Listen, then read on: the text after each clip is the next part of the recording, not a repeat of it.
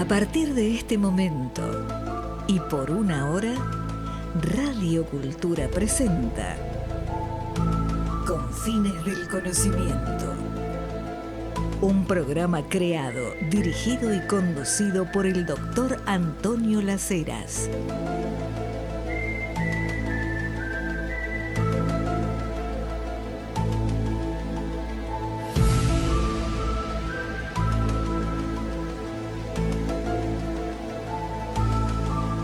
Vamos a comenzar el programa dedicándoselo a Buzz Aldrin.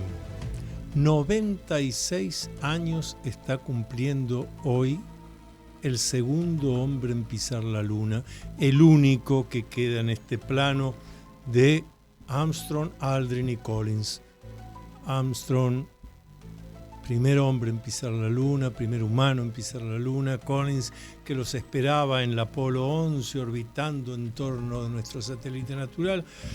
Tanto Armstrong como Aldrin como Collins ya no están en este plano, pero hoy Buzz Aldrin está cumpliendo 96 años, festejando con sus seres queridos, con su esposa, un hombre que está en las redes, que tiene mucha actividad.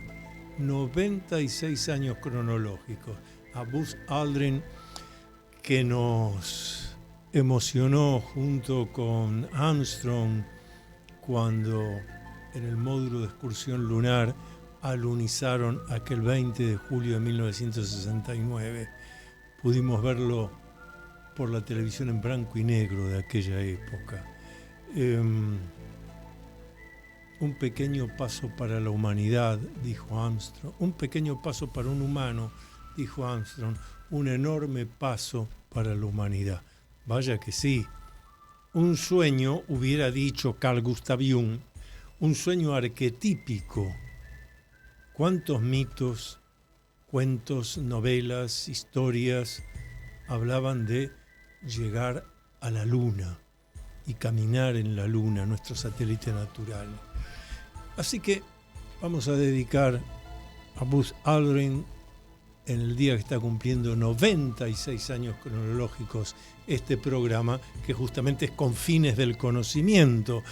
Si mucho avanzó el conocimiento astronómico, incluso cuestiones geológicas de la Tierra y por supuesto de la Luna, fue a partir de los viajes tripulados a la Luna. Y dicho sea de paso, ahora en febrero va a haber otro viaje, después de tantas décadas, varios astronautas que van a llegar a la órbita lunar, van a dar algunas vueltas en torno de la Luna, van a regresar. Todavía no hay un nuevo alunizaje humano, va a haber pronto, va a haber pronto. Además hay muchas empresas privadas metidas en esto, el gobierno chino avanza en este tema también, de manera tal que en poco tiempo más, este mismo año, el próximo, 2026, 2027, ya vamos a estar viendo nuevos alunizajes con seres humanos caminando en la polvorienta y sin atmósfera superficie de la Luna. Pero bueno, tal como habíamos anunciado la semana pasada, hoy también vamos a seguir refiriéndonos al legado de Carl Gustav Jung. Por eso rápidamente señalé que Jung hubiera dicho, bueno, se ha cumplido algo del orden de lo arquetípico, algo que está en la memoria, llamémoslo así, de la humanidad. Recibí varios WhatsApps de los oyentes a raíz de lo que estuvimos hablando sobre Carl Gustav Jung, el legado de Carl Gustav Jung, la semana pasada.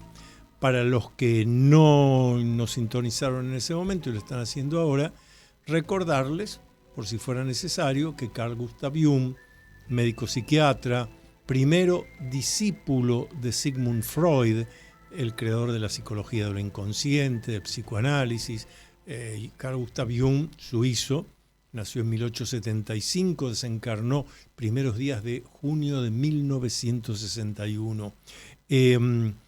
Primero discípulo de Sigmund Freud, tanto es así que Freud llegó a decir, es mi príncipe heredero. Pero después, Jung siguió profundizando, amplificando. Ahora vamos a ver qué se entiende desde el legado de Jung en esto de amplificar, y no pudieron continuar el camino juntos. Jung empezó a encontrar cosas. Por ejemplo, Freud nos habló de lo consciente y de lo inconsciente, paso clave para entender el psiquismo humano, porque hasta ese entonces se hablaba de lo subconsciente. Todavía hoy hay gente, o en las redes sociales leo a alguien que dice, bueno, eso es subconsciente. Subconsciente es algo a lo cual puede tener acceso la conciencia. Subconsciente, la conciencia accede a lo subconsciente, porque lo subconsciente es referente a la conciencia. El planteo que hace Freud es mucho más importante. Dice lo inconsciente. Entonces quiere decir que hay un aspecto de nuestro psiquismo al que no tenemos acceso directo, sino es a través de los sueños, de actos fallidos, de ciertas simbologías o del trabajo psicoanalítico,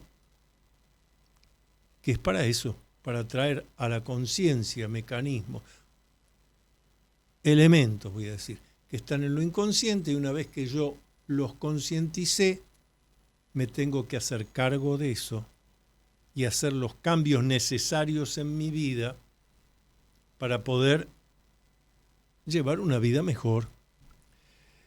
Jung va más lejos, porque Freud habla de que además de lo inconsciente sí hay restos arcaicos, entendiendo por restos arcaicos aspectos de lo inconsciente que tienen que ver con cosas que no son de la vida personal de uno. En lo inconsciente estaría albergado cuestiones de la vida personal de uno que están reprimidas o censuradas. Freud admite que hay algo así como restos arcaicos. Jung desarrolla esto y plantea lo que en castellano incluso no es una expresión muy favorable. Ahora voy a explicar por qué. Jung habla de lo inconsciente colectivo. En muchos cursos, conferencias donde me han llamado a dar conferencias, talleres sobre el legado de Jung, tengo que aclarar, para los que no están metidos en el tema, que cuando Jung habla de inconsciente colectivo no está hablando de un alma universal o de algo que nos une a todos. Por eso la idea de colectivo en castellano no es muy adecuada. Lo que Jung quiere decir es que en nuestro psiquismo profundo hay aspectos que tienen que ver con cuestiones que fueron claves, esenciales, fundantes en la historia de la humanidad. Entonces tenemos los arquetipos, que son manifestaciones de lo inconsciente colectivo. El arquetipo de Dios. ¿Qué cultura no ha imaginado una divinidad? El arquetipo de la sombra, del anciano sabio, del animus y del ánima, el arquetipo del héroe. Todas esas, esto Hollywood lo conoce muy bien desde que Jung vivía.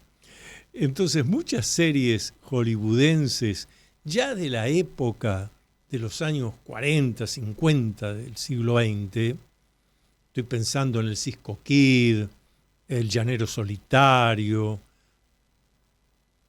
todas están basadas, Batman, ni que hablar, Batman y Robin, Bat Masterson, todas atraen, y si hoy las vemos siguen atrayendo, porque refieren a una encarnación, voy a decir, arquetípica, que es del héroe. El héroe que sale a recorrer el mundo buscando hacer el bien, ayudar a los demás, y que generalmente tiene un acompañante, también varón. Bueno, por supuesto ustedes ya se están dando cuenta. Miguel de Cervantes Saavedra, uno de los atractivos claves de Don Quijote de la Mancha, acompañado por Sancho Panza, es que es la encarnadura del arquetipo del héroe y que además imagina a quién hay que combatir, vamos a combatir allá esos gigantes. Y Sancho, que está ahí, le dice, no son gigantes, son molinos de viento. Pero la búsqueda del héroe es la búsqueda precisamente de ampliar, de ir más lejos. En la mitología griega, Ulises de Ítaca es clave, pero ya es un arquetipo del héroe avanzado. Ahí está Penélope, etc. Bueno, todo esto se puede leer perfectamente desde el legado de Carl Gustav Jung. Hay un libro mío, Las búsquedas espirituales de Ricardo Uraldes, y otros escritos sobre escritores y escrituras, Las búsquedas espirituales de Ricardo Uraldes. Si yo les hablo de Ricardo Uraldes, ¿ustedes de qué libro famoso me hablan? Don Segundo Sombra. Don Segundo Sombra es la encarnadura del arquetipo del anciano sabio. Anciano no significa viejo decrépito ni nada por el estilo. Anciano es el que tiene sabiduría y conocimiento, que son dos cosas distintas también. Ahora lo vamos a explicar. Don Segundo Sombra es el anciano sabio. Tiene sabiduría, tiene conocimiento. Conocimiento para enseñar cómo hay que hacer para llevar el arreo, el ganado. Y sabiduría para decir esto conviene, esto no conviene. ¿Quién es el verdadero protagonista de la novela de Ricardo Uraldes, Don Segundo Sombra? No es Don Segundo Sombra. Fabio Cáceres, el recerito. Ese es el verdadero protagonista, que es un intento de encarnadura de arquetipo del héroe. Además, Uraldes, que conocía todo esto muy bien, era un profundo estudioso del esoterismo, de la simbología, un hombre que a principios del siglo XX había viajado a Egipto, a China, a Japón, a la India, muy interesado. En París escuchaba las conferencias de Ginara-Hadassah, de los teósofos, de Madame Blavatsky. Entonces conocía cuáles son las características que tiene el héroe. Por ejemplo, un nacimiento misterioso.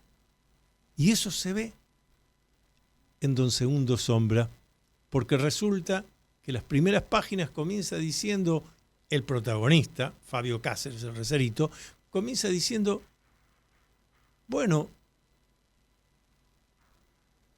unas mujeres me cuidaron, decían que eran mis tías, y un día vino una señora a la que me dijeron decirle mamá, pero ¿quién fue su padre? Esa que me dijeron que le diga mamá, ¿era mi mamá? No queda claro en la novela. Está muy bien armado todos esos detalles por Ricardo Uraldes. Esto es para hablar de algo bien nuestro, como podría ser Martín Fierro, donde también se puede hacer una lectura arquetípica del Martín Fierro, y ahí se entiende por qué interesa a gente que de los gauchos conoce solamente el nombre, un europeo, un chino, no importa, lee eso y algo lo llama, algo le dice, esto me es conocido. Bueno, esos son manifestaciones arquetípicas. Entonces, Carl Gustav Jung nos dice, el psiquismo está conformado por lo consciente, lo inconsciente personal y lo inconsciente colectivo. Pero el inconsciente colectivo solo se manifiesta a través de los arquetipos. El arquetipo que puede estar actuando en mí, según lo que yo haga con mi vida, o el arquetipo que actúa en el mundo exterior.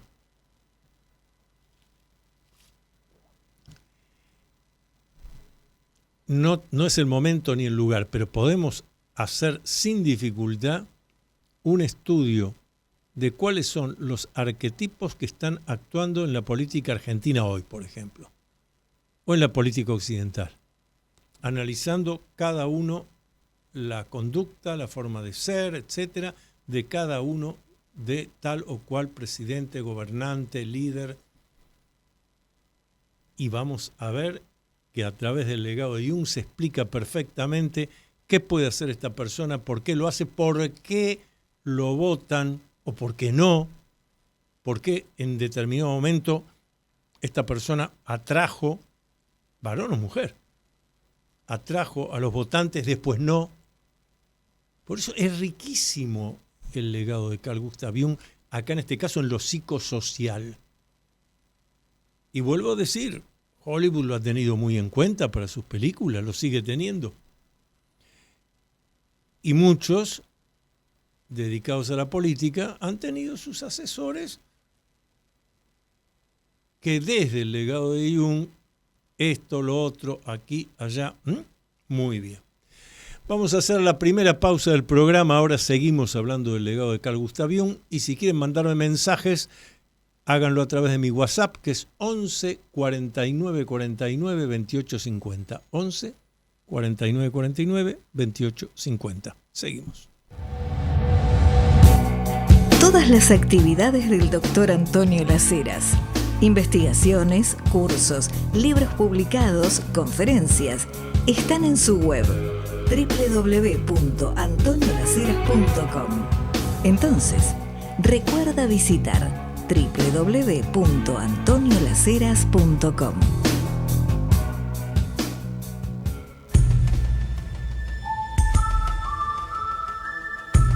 Usted está acompañando al Dr. Antonio Las Heras en su programa Con Fines del Conocimiento por Radio Cultura. Continuamos con el legado de Carl Gustav Jung. Otro aspecto por el cual en su momento Carl Jung tuvo, no digo contratiempos, pero sí discusiones, fue que él no se quedó limitado a aquello que entre comillas se podía decir en aquella época que era lo científico. Es más, hasta hizo señalizaciones, hablo de los años 1930, 1940, diciendo, ojo con hablar de las limitaciones de lo científico. Lo humano no se limita a lo científico, hay aspectos espirituales, hay aspectos simbólicos, bueno, hay cosas que desde la ciencia no se puede llegar. Por ejemplo, en aquella época, ocuparse de los fenómenos parapsicológicos. Jung, a través de la gente que lo consultaba y los sueños que analizaba, advirtió que había sueños que en su clasificación están, sueños extrasensoriales, sueños parapsicológicos. Entonces empezó a ocuparse de la parapsicología, no tuvo temor. En ese sentido sí tenemos que decir que en su momento habló esto con Sigmund Freud. Freud le dijo, por favor, no se meta con esas cosas porque nos está poniendo una bomba en medio del psicoanálisis que ya es muy resistido. Sin embargo, eso no quita que Sigmund Freud haya escrito varios artículos sobre lo que entonces se llamaba ocultismo, artículos sobre telepatía, por ejemplo. Freud incluso llega a decir en uno de sus escritos que, a su juicio, en el comienzo del hombre, cuando vivíamos en la cueva y la caverna, la forma de comunicación habitual, normal, debe haber sido la telepatía. Lo escribe Freud. Y luego, a medida que fuimos generando la civilización, se inhibieron esas capacidades telepáticas, o sea, parapsicológicas, las llamaremos hoy, y se desarrolló la comunicación verbal, gestual. Yo tengo este libro que publiqué hace un par de años, Sigmund Freud, Psicoanálisis y Parapsicología, donde ustedes pueden comprobar la cantidad de trabajos que dejó escritos Freud, donde habla de lo que hoy entendemos por parapsicología. Pero Jung fue más lejos, esto es lo real, a tal punto que en 1930 se crea la primera cátedra y laboratorio universitario de parapsicología en la Universidad de Duke, a cargo del doctor Joseph Banks Rhine y su esposa, la doctora Luisa Rhine. Jung comienza a cartearse con Rhine. Hay correspondencia entre Rhine y Jung, donde Jung le explica sobre las cosas parapsicológicas que él encuentra en la gente que trabaja con él, en sus consultantes, y Rhine que le responde. Esto es importante en Jung, por lo menos para mí es algo para subrayar. No se limita. Donde ve que hay que investigar algo para conocer mejor la condición humana, no tiene la limitación de, ¿qué me dirán? Esto será científico, me dirán tal cosa. Esto hay que investigarlo y se investiga.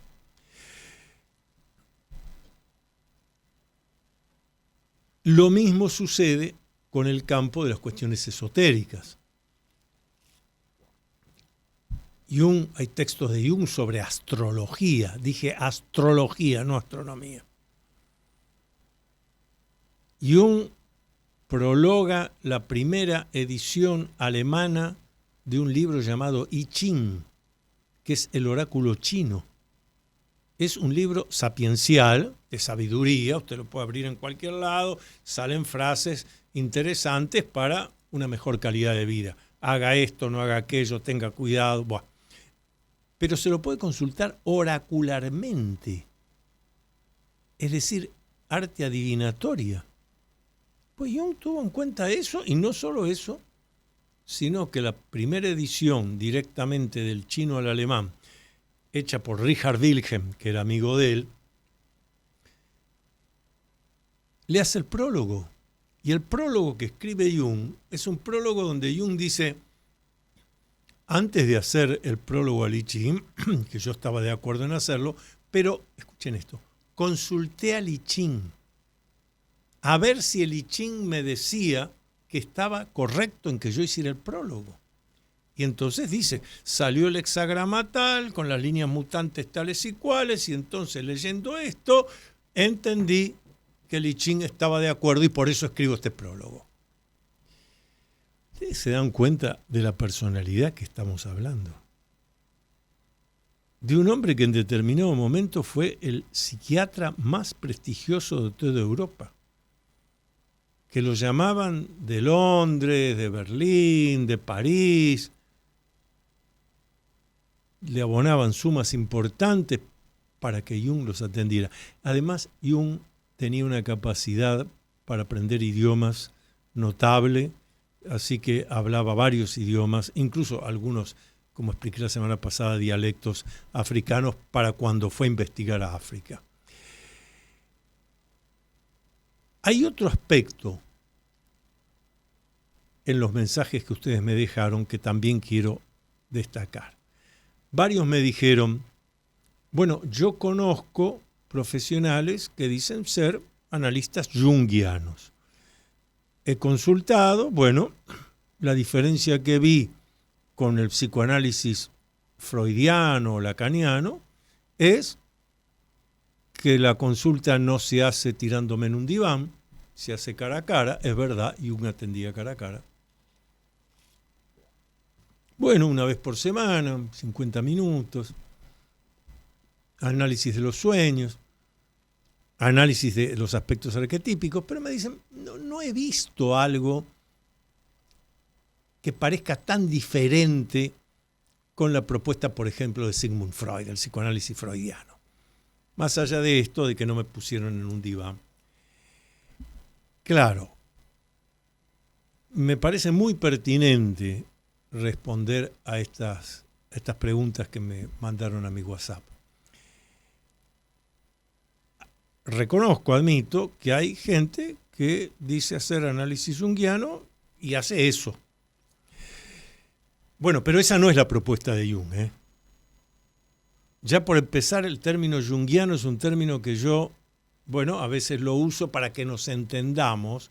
Cuando escribí mi libro, La interpretación de los sueños y otros estudios junguianos, la interpretación de los sueños y otros estudios junguianos, utilicé el término junguiano porque nos entendemos de manera rápida, simple, hasta diría fácil, y como todo lo fácil no es bueno. Hay una entrevista que le hacen a Jung donde el periodista le pregunta, bueno, ¿qué espera usted para el futuro, cuando usted ya no esté? Y entonces Jung con toda claridad dice, lo único que espero es que no haya junguianos. El periodista repregunta, ¿cómo que no haya junguianos? ¿No quiere que usted lo siga? Sí, sí, sí, sí. Gente que me amplifique, que continúe lo mío y avance, sí. Pero junguianos, o sea, repetidores, no. Lo que yo espero es que no haya junguianos, que no haya repetidores. Si algo esperaba Jung en su legado es esto que estamos haciendo. Estudiamos, investigamos, pero seguimos amplificando. No repetimos, sino, a ver, ¿qué quiso decir Jung acá? ¿Qué dijo esto? Bueno, ¿y hoy? ¿O para qué me sirve hoy? Entonces, la otra parte importante es aquella vez que Jung dice que desde que dejó el hospital psiquiátrico donde hizo su formación como psiquiatra, él no tuvo más pacientes, aunque los libros en castellano traduzcan paciente.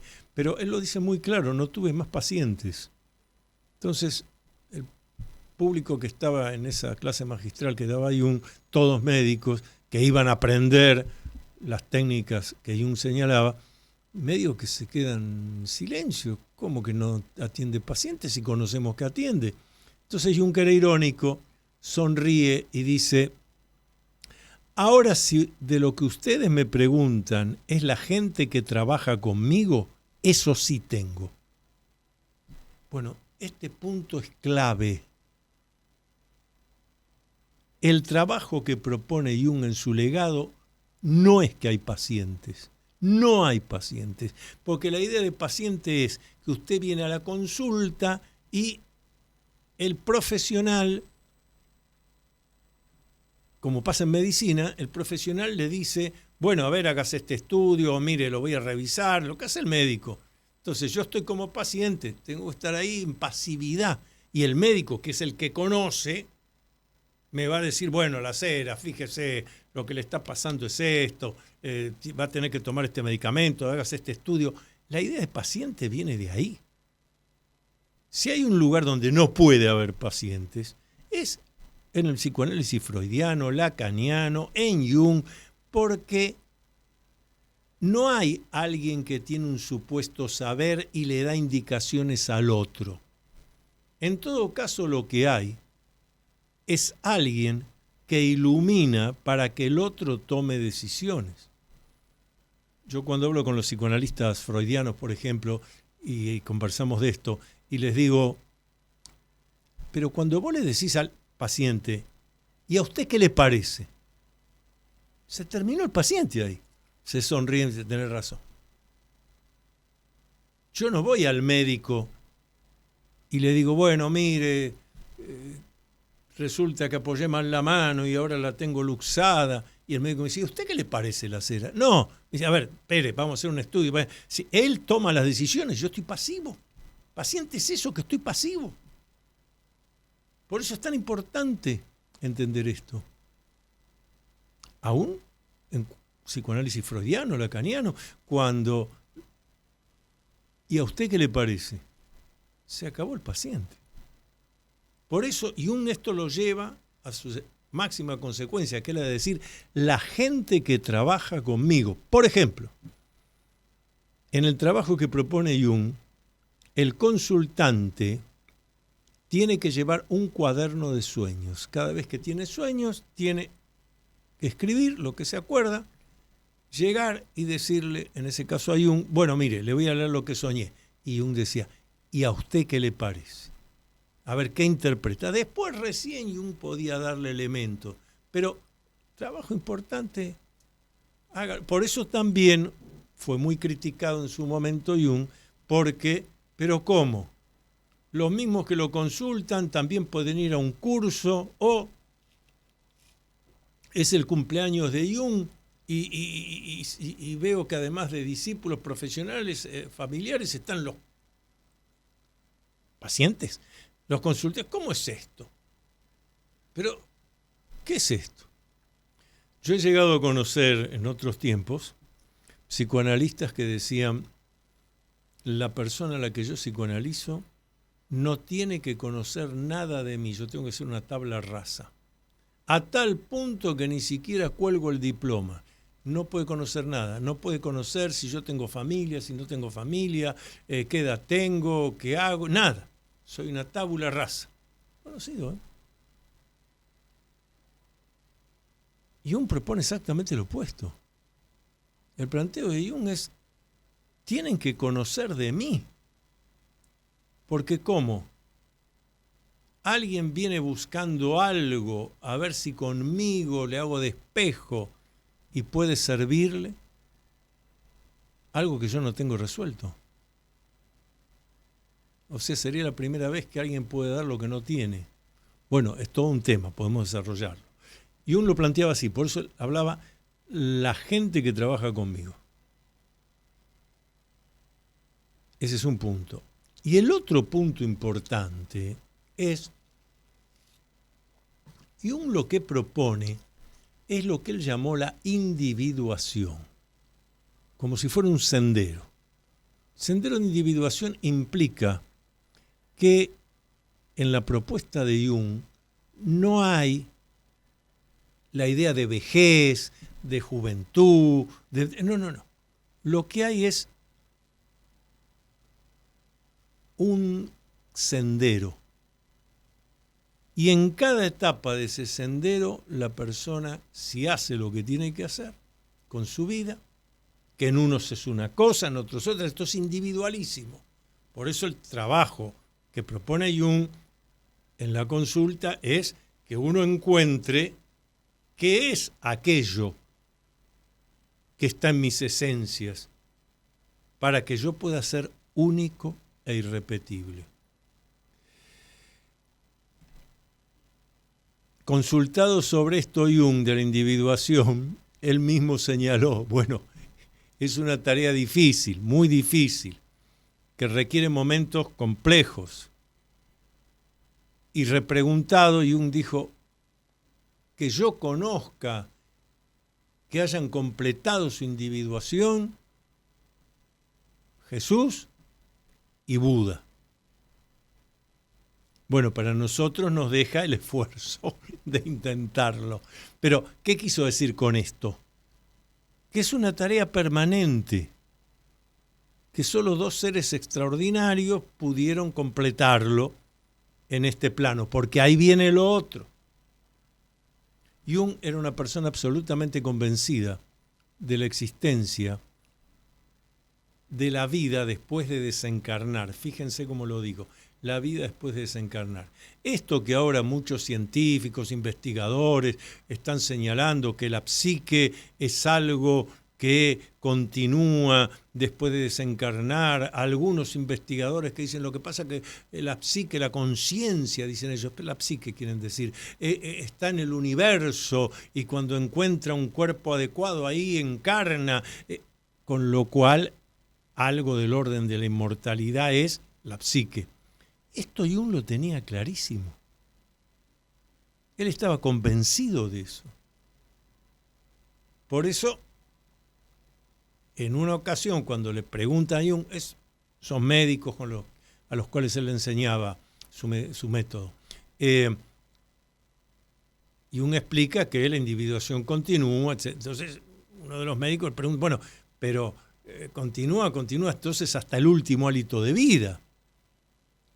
Y Jung, sonriente, dice, yo pienso que después también. Hay algo sobre eso. Tengo acá uno de los libros básicos de Jung, Arquetipos e Inconsciente Colectivo, libro básico de Jung. Acá tengo.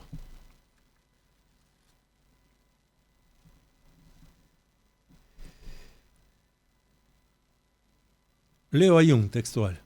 Pero, ¿cuánto conoce el hombre de sí mismo? De acuerdo con todo lo que la experiencia nos muestra, es muy poco. Por eso queda todavía mucho espacio libre para lo inconsciente. Hay que indagar en lo inconsciente. Tengo que atreverme a hacer ese trabajo de indagar con la persona que me haga de espejo, en este caso era Jung. Por eso queda todavía mucho espacio libre para lo inconsciente. El encuentro conmigo mismo significa, en primer término, el encuentro con mi propia sombra, el arquetipo de la sombra, o sea, mi oscuridad. Pero sigue. Es verdad que la sombra es un angosto paso, una puerta estrecha, cuya penosa estrechez nadie que descienda a la fuente profunda puede evitar. Aquí me detengo. Jung explica que cada humano lo primero que tiene que hacer es discutir con el arquetipo de la sombra, con su propia sombra, para después amigarse. El varón luego tiene que discutir con el arquetipo del ánima, con sus aspectos psíquicos femeninos, para después amigarse. La mujer tiene que discutir con el arquetipo del ánimus, sus aspectos psíquicos masculinos, para después amigarse. Y que solo se inicia ese camino de individuación cuando uno consiguió, primero, discutir con su sombra, con su ánimus o con su sombra y su ánima, y luego amigarse. ¿Qué es amigarse? Comprender que hay una parte oscura en mí en este caso, pero que esa parte oscura tiene aspectos favorables también. Porque como dice Jung, si no tomo conciencia de mi sombra, tampoco voy a tomar conciencia de mi luminosidad, de mi claridad. Y sigo. Agradezco los mensajes que están llegando, los leo después del programa. Acuérdense mi WhatsApp 11 49 49 28 50. 11 49 49 28 50. Y entonces dice Jung, hay que llegar a conocerse a sí mismo para saber quién es uno. Pues lo que viene después de la muerte es algo que nadie espera. Y empieza a decir, ¿de qué se trata? Es una extensión ilimitada, llena de inaudita indeterminación. Y al parecer, no es un arriba ni un abajo, ni un aquí ni un allá, ni mío ni tuyo, ni bueno ni malo. Jung estaba absolutamente convencido de que después de desencarnar, el psiquismo, conciencia incluida, continúa. Vamos a hacer la última pausa del programa y enseguida continuamos.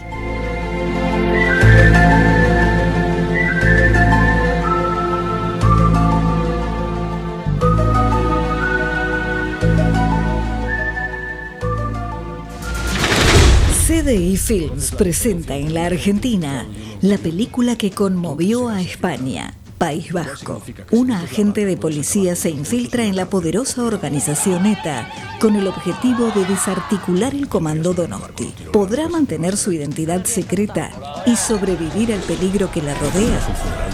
Premio Goya a la mejor actriz, premios Platino a la mejor película, mejor director, mejor guión, mejor actriz y mejor actor.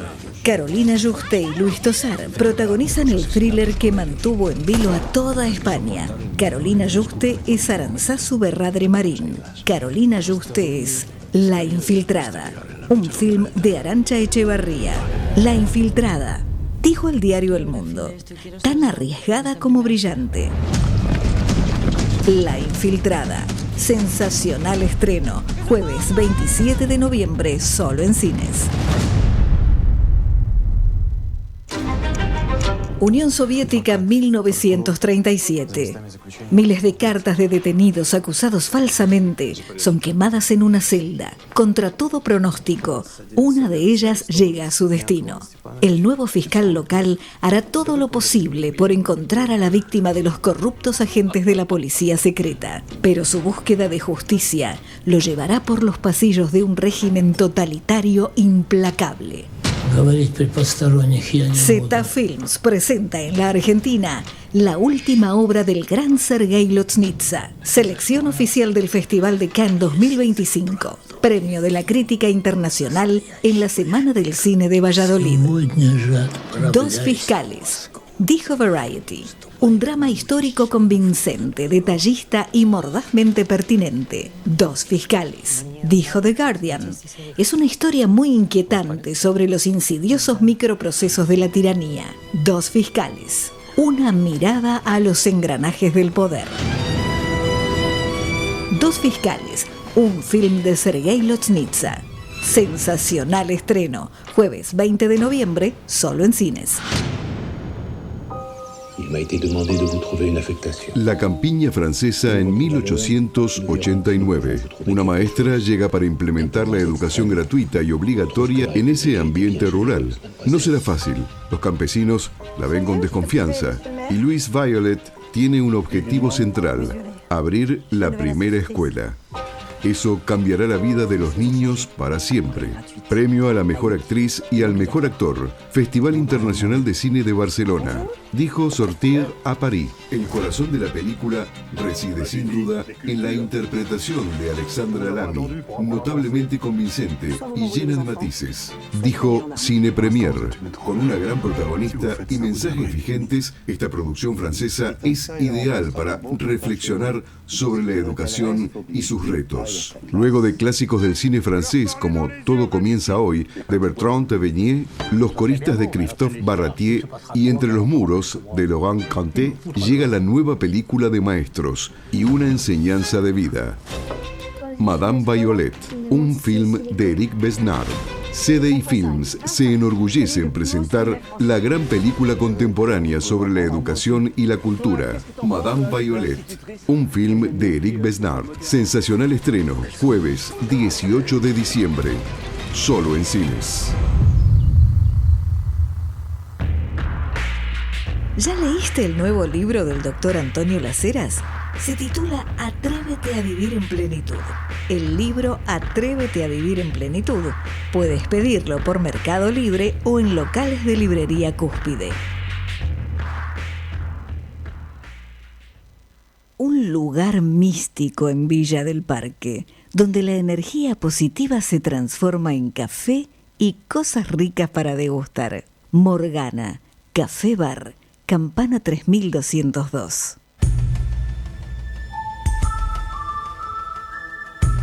Usted está acompañando al doctor Antonio Las Heras en su programa Con Fines del Conocimiento por Radio Cultura.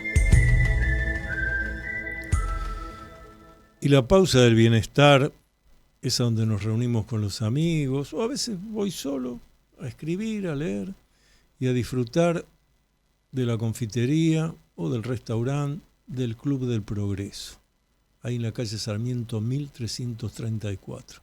Miren, es maravilloso porque, insisto siempre, tener un lugar tan cerca del obelisco, pero que podés entrar a un edificio antiguo, el del Club del Progreso, aislado, sin ruidos, muy bien atendido, con unos precios. Agradezco a las 4 personas que me escribieron el otro día que habían ido a la media tarde y se asombraron de que la familia que escuchan el programa, y fueron los 4, a la media tarde, y se asombraron que por una cifra fija había 3 mesas enteras con cosas, bebidas, comida. Bueno, es así. El restaurante confitería del Club del Progreso es así. Vas a ayunar de manera asombrosa, a almorzar o cenar, bien atendido, pero buena calidad, pero sobre todo, insisto, la serenidad. Estamos en una etapa donde necesitamos lugares serenos, tranquilos, espacios. Bueno, todo eso está ahí en el Club del Progreso. Sábado, domingo abierto también. Ahora terminamos el programa, ya todos conocen aquí que con el equipo me voy a cenar tranquilo al Club del Progreso. Sarmiento 1334, pero si no, buscás en Instagram, vas a encontrar. Tiene más de 1 millón de seguidores. No debe haber muchos restaurantes, confiterías con más de 1 millón de seguidores en Instagram, ¿no? Club del Progreso, Sarmiento 1334. Acá, pocas cuadras del obelisco.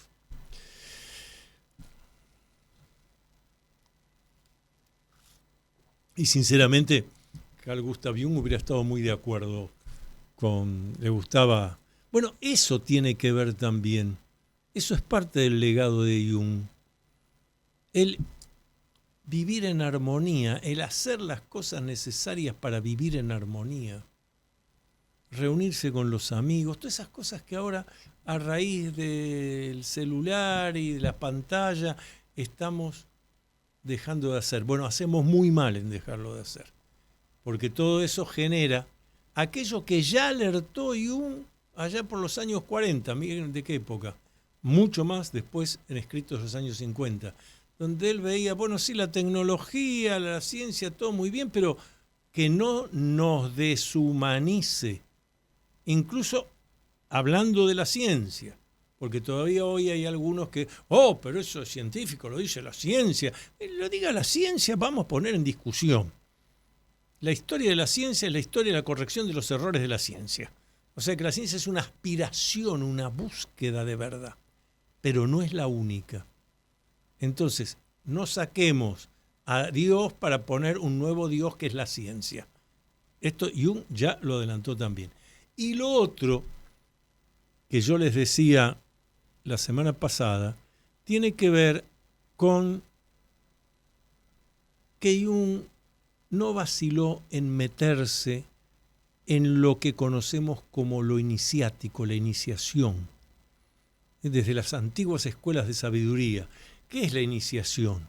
Son rituales de transformación.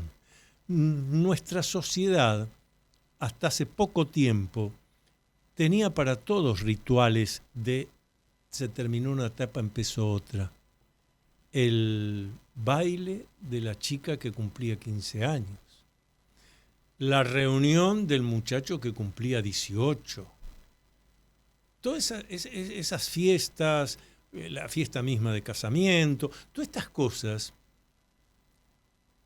que pueden verse superficialmente, tienen aspectos arquetípicos, entrañables, que tienen que ver con eso que se llamaba la iniciación, un ritual, una ceremonia de transformación. Y esto es clave en lo que Jung llama el principio de individuación. No me puedo ir transformando si mi vida no atraviesa rituales de transformación.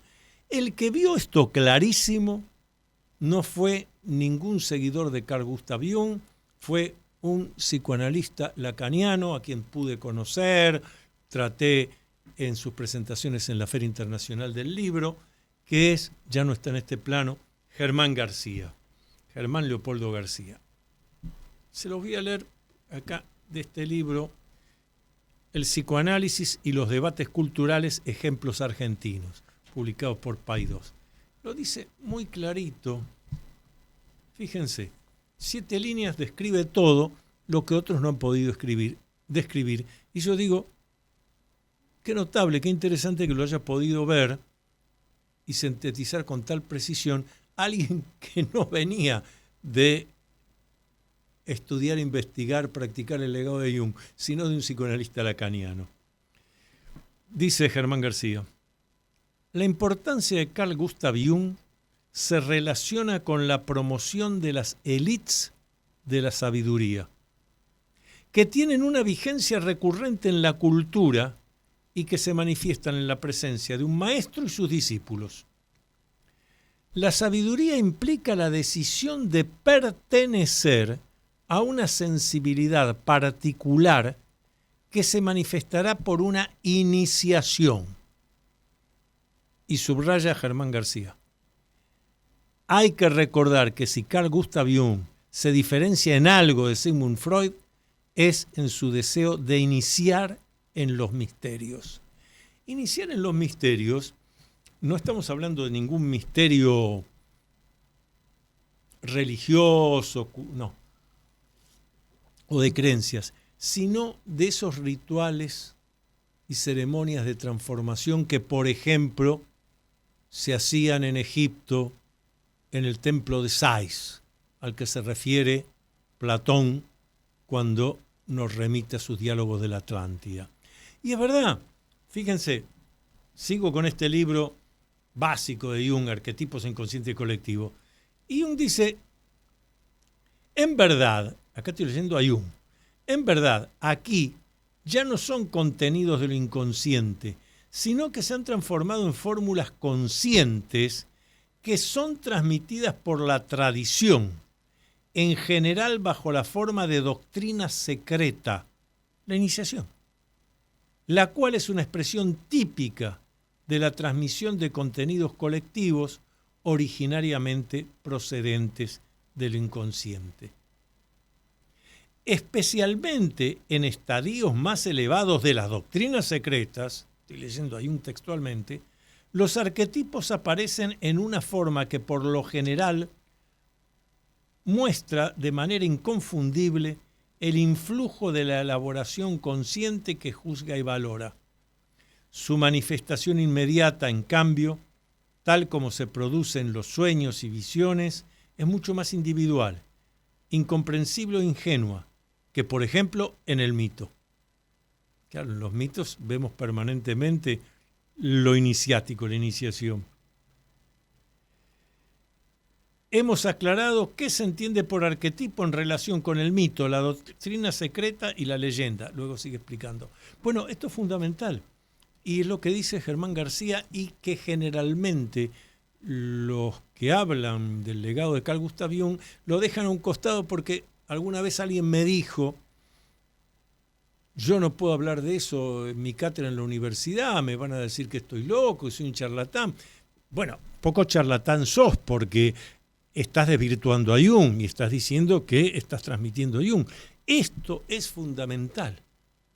No hay manera de hacer ese trabajo que es la individuación si uno no tiene la posibilidad de lo iniciático. Ceremonias, rituales, pero que se pueden, si las quieren simbolizar, se pueden simbolizar con algo que también explicó Jung en su momento, que es: hay que haber descendido al infierno y ser capaz de salir. ¿Qué es? ¿Qué simboliza esto? Simboliza descender al infierno y ser capaz de salir. Lo que simboliza es lo que hablábamos hace un rato, que yo haya podido enfrentarme con la sombra, con mis partes oscuras, siniestras, que como humano las tengo. Todo humano tiene su parte siniestra, su parte oscura. Cuanto más la niego, por ley de enantiodromía, más probable es que surja. Ocurre cuando después escuchamos: pero ¿cómo aquel o aquella persona hizo lo que hizo? Si yo lo conozco, una persona buena, jamás, alguien que no hubiera matado una mosca, mirá el desastre que hizo. Claro, porque yo estoy reprimiendo y censurando mi sombra, un momento dado esto explota. Ahora, atención, porque lo psicosocial también interviene acá. Esto que yo estoy describiendo para un humano puede tener que ver con una sociedad.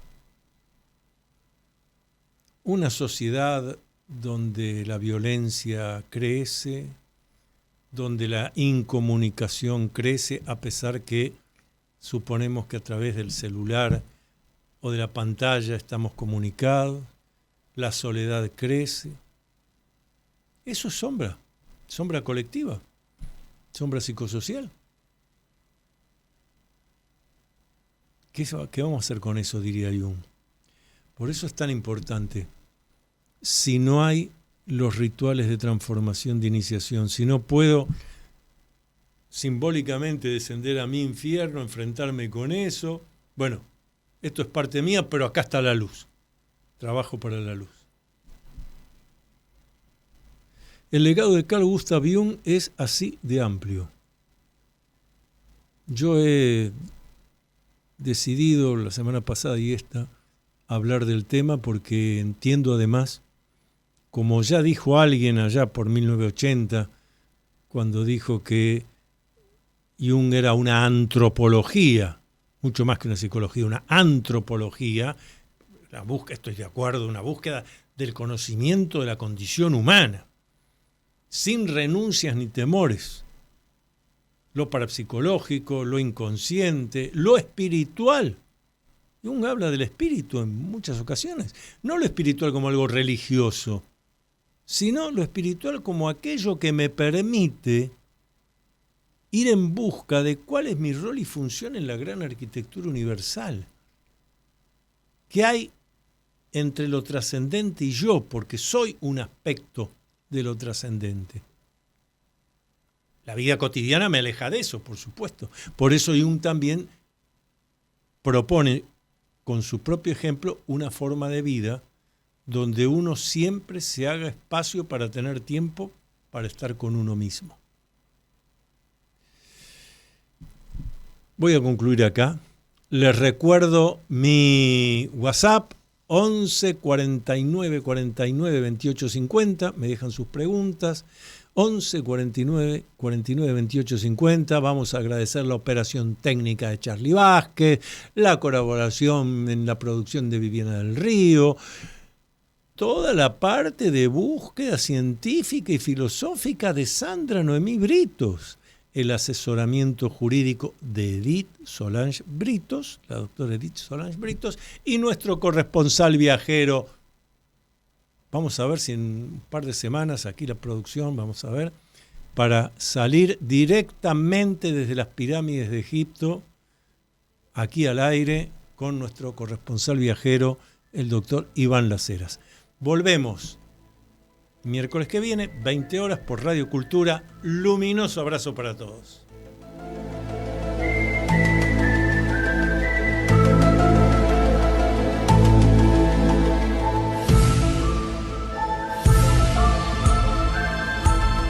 Hasta aquí, usted acompañó al doctor Antonio Las Heras en su programa Con Fines del Conocimiento. Regresamos el próximo miércoles a las 20 horas por Radio Cultura.